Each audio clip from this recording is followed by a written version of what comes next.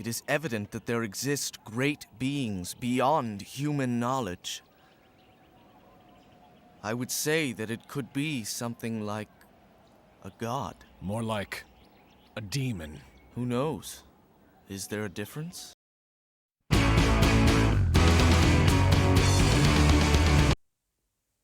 Throughout the Golden Age arc of Berserk, Griffith establishes himself as an emotionally complex, conflicted individual whose actions fluctuate but ultimately solidify him as someone who consciously chooses the path of moral bankruptcy.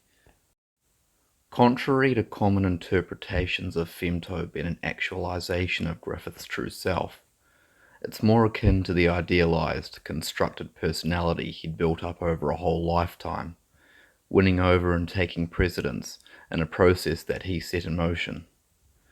At least, this is the conclusion I've come to. The same can't be said of infamous Berserk YouTuber and Griffith defender Sichlitt, creator of such videos as Defending Griffith, Why He Did Nothing Wrong, and Griffith is Legally Innocent, both of which I'll be referencing throughout this video. I think it's worth preemptively waving away any speculation that I'm inconsiderate or uninformed of Griffith's motivations, since I find him sympathetic in many respects, which I believe is an intended takeaway for the reader. However, I also happen to believe that the text frames him in a way where, despite all this, his final decision as the Griffith we've come to know throughout the Golden Age speaks just as loud as any empathy he possesses. He's a tragic character that Sichlitt is capable of analysing to a point, as evidenced by the Berserk content on his channel, but I believe he misinterprets much of what the narrative is going for. It's arguments made throughout the two aforementioned videos that I'd like to address, and make my case that Griffith's transformation into Femto is a moral failing that he willingly initiated with full autonomy. Before delving directly into the response, I think it's worth laying some quick groundwork. When it comes to Griffith's backstory, there's not much we know, only that he spent his childhood in the slums beneath Wyndham Castle, sometimes going without so much as a slice of bread to eat, if you believe anything he says to Charlotte. While these circumstances do necessitate a change of some kind, this never required Griffith to do so much as become the leader of a mercenary band with the goal of obtaining the entire kingdom. From the limited knowledge we have of Griffith prior to the Hawks, this is quite a jump. With Griffith's fighting ability, he could have easily become a drifter like Guts, but unlike Guts, he defies nihilism in choosing a seemingly impossible goal, just to prove that crushing circumstances beyond one's control are surmountable. Despite the foreshadowing, and coming off seemingly narcissistic on first impression, it's technically a morally neutral goal, perhaps even leaning in the direction of morally good, if you interpret the speech as Griffith being a based progressive looking to establish a meritocracy. The important thing to note here is it sets a foundation for his character that will be tested with the increasing loss of his men and eventually the arrival of Guts. It's safe to assume that Griffith constructed a persona over time, one that would serve as an emotional shield of sorts and allow him to stay focused on the path of achieving his dream, with this persona of repression staying intact, and only rarely breaking outwardly in his journey to incorporate himself into the royal court. I'd assume that Sichlitt agrees with more or less the basic groundwork so far, so let's move on from the basics to some of the more specific points he raises. His most common justification for Griffith's innocence is the claim that he wasn't informed about what he was getting into, specifically the loss of empathy that came with his transformation into a member of the God Hand. This is true. He was never told in plain English that he'd be shedding any of his human emotion, just that he'd gain raven black wings he could use to soar into the heavens.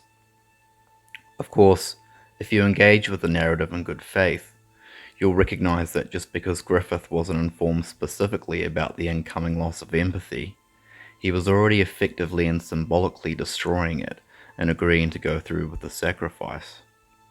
the reason the Golden Age tends to have such universal resonance, certainly being cited as the most well-written part of Berserk, is because of the focus on clearly defined arcs that the central duo undergo, with the distinct impact they make on one another being not just tangential, but central to this progression. The Eclipse serves partially as a means of demonstrating what Griffith will agree to in order for him to re-emerge on top, the side of him defined by control and dominance not only being brought back full force, but successful in overriding the emotion he possessed.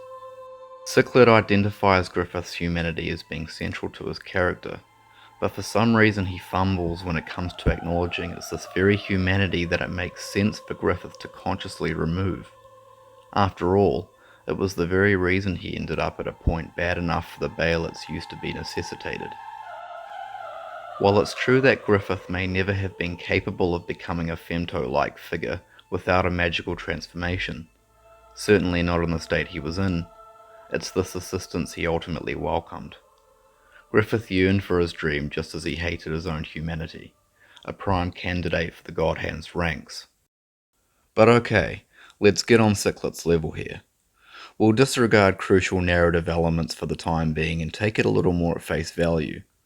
Griffith was never technically informed of the full extent of what he'd be undertaking in his transition into femto, but let's take a look at what Slan says when the God Hand first reveal themselves. A precious sacrifice, so that he may become a demon. And Conrad's words, from the moment you took possession of that crimson Baelit, you had the qualities to become a demon. Keep in mind, the band is all informed that the apostles before them also used Baelits, their monstrous, animalistic forms amassed in plain sight. Is there any empathy on display here? Would Sichlitt really change his mind if, instead, Slan had said, he may become a demon without empathy? This is just simply already implied. It'd be like saying a dead zombie. You don't need to clarify that a zombie is a corpse because that's implicit in the definition. For someone who hyperfixates so hard, you'd think these numerous instances would take center stage and immediately override any interpretation that Griffith didn't know what he was getting himself into. As for Griffith's observation when he does accept, it's strange. I don't feel anything. This is accurate. It is indeed strange. Being as empathetic as he is, this would apply whether he chose the transformation or not. It doesn't contradict anything. I don't think this is in any of his videos, but there's a reply from Sichlitt in one of his comment sections that I'd like to address briefly here, and take it back to some of the events leading up to that crucial moment. After Guts leaves the Hawks, Griffith no longer idealizes a lack of emotionality. His persona is shattered, and he admits to himself in the dungeon that he made a mistake in repressing his love for Guts. He is open to showing affection towards Guts after the torture. The entire epiphany in the Eclipse was a realization and an acceptance that he does care about his men and must act on their wishes. He developed. It wouldn't make sense for him to embrace his emotionality like that and then do an immediate 180 as soon as he became femto, unless it's a magical transformation he did not choose. This falls flat for several reasons. The obvious one is that he is still internally conflicted after the torture, as evidenced by him going to choke Guts upon his rescue. You might say this is simply an emotional outlet and not putting up any sort of front, seeing as Griffith has his own justification for hating Guts. But I'd still argue negative emotion in this case has a strong correlation with his persona. His attempted strangling of Guts isn't indicative of someone who's taken accountability for his actions, rather someone who sees Guts, perhaps understandably, as the reason he ended up in this situation. The subtle caressing of his arm may be an indication that deep down his love for Guts is still intact, but as referenced in his internal monologue, there are too many feelings, an infinite number of feelings, associated with his old comrade for a situation to be of a complete and total turnaround like Sichlitt suggests, especially with him framing the argument in such a way where the positive emotions supposedly take precedence. One might also refer to the wagon scene, where Griffith forces himself on top of Casca in a desperate attempt to regain a sense of control. Sichlitt might say this was an attempt to prove to Casca that he's the strong-willed, confident man he once was, and there is reason to believe there's some overlap there, but I believe it's a fairly obvious parallel to, or is at least meant to invoke, the only other time we've seen Griffith come onto someone like this so far, Charlotte. Neither of these were sexually motivated. In fact, none of Griffith's actions are, and as is often the case in real life, even Femto's rape of Casca is a means to assert dominance, albeit toward Guts, with Casca being used as a vessel. Either way, it's clearly demonstrated that prior to the Eclipse, remnants of the persona Griffith strive for, even after being as severely broken as he was during the torture, are still intact, which the God Hand will soon successfully appeal to. Griffith wants to continue pursuing his dream, but realistically, his only option is to live out a peaceful life. When he's spurred on by a vision of his old self, persona fully attached, he's able to muster the strength to take control of the wagon, fully abandoning the Hawks in pursuit of his own dream. When he crashes, he has a vision of what that peaceful life could possibly look like, and what does he do?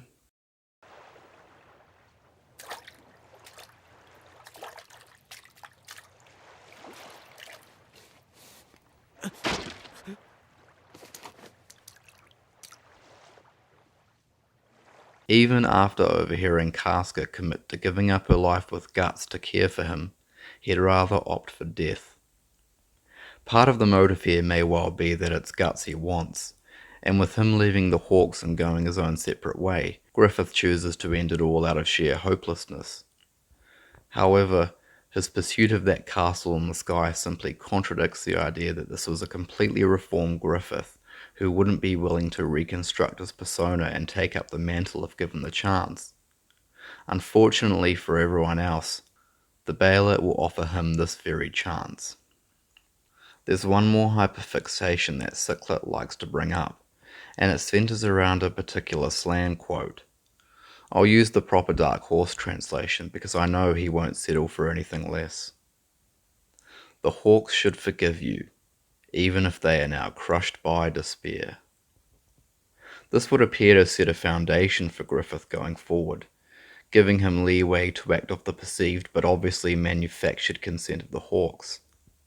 This was fresh off Griffith having been exposed to the God Hand's hallucinations, illuminating the side of himself that wrestled to repress his empathy, and reinforcing the sunk cost fallacy that he contended with in the Casca flashback.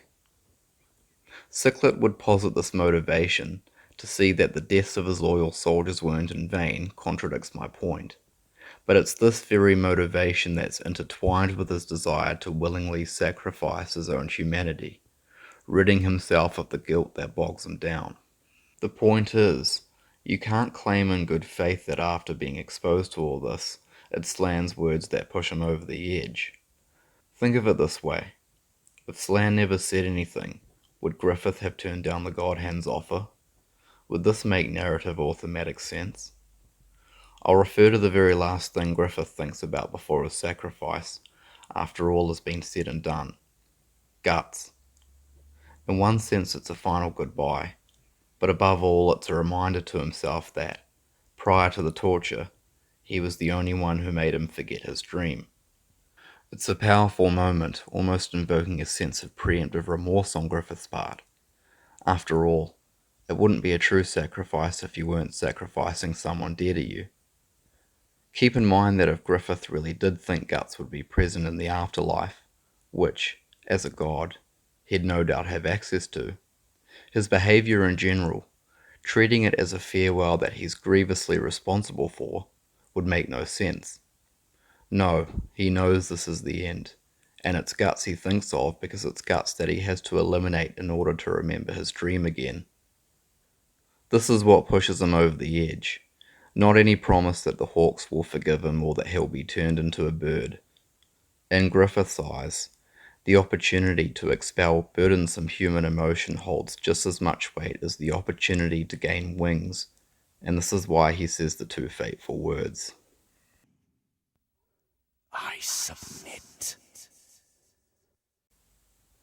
I think much of this demonstrates what Sichlitt fails to understand. He sees Griffith as empathetic, but is in denial that he'd ever be able to do such a thing as agree to mass sacrifice, unless there was a laundry list of factors that convinced him to do it against his will and without foreknowledge of the outcome. It seems indicative of someone working backwards from their own conclusion, and selectively seeking out tidbits that seemingly reinforce it, rather than reading Griffith's internal dilemma as part of a narrative that establishes an internally consistent through line throughout its progression. It's simply part of the human experience that we possess parts of ourselves that we wish to remove. People construct false personas, even subconsciously, and turn to substances to do this all the time. In one way or another, they long to become someone they're not. But going down this road can ultimately prove disappointing, as people just aren't built to manipulate inherent aspects of their own psychology on a whim. The God Hand gave Griffith this opportunity, and he took it. It's a shame because the Golden Age becomes infinitely more rich and tragic when you see femto as a choice, the actualization of Griffith's ambitions, free of doubt, shame or regret, the ultimate prioritization of dominance over compassion, rather than the God Hand just shitting out evil Batman after Griffith did an oopsie when he was tricked into chanting a couple of words. It's an interpretation that not only doesn't hold up when examining the specifics of the text, but undermines the text itself. There are other Berserk-related topics that I'd like to discuss, such as aspects of the Guts and Griffith dichotomy, the parallels between the battlefield and the Eclipse hellscape, and an analysis of Casca's true feelings in relation to Griffith and Guts. But as a jumping off point, this seemed adequate. I've heard a lot of what Sichlitt has had to say and don't think he should be silenced as he has been, but rather engaged with in a way that actually addresses the source material in question. Hopefully this can encourage others to do the same.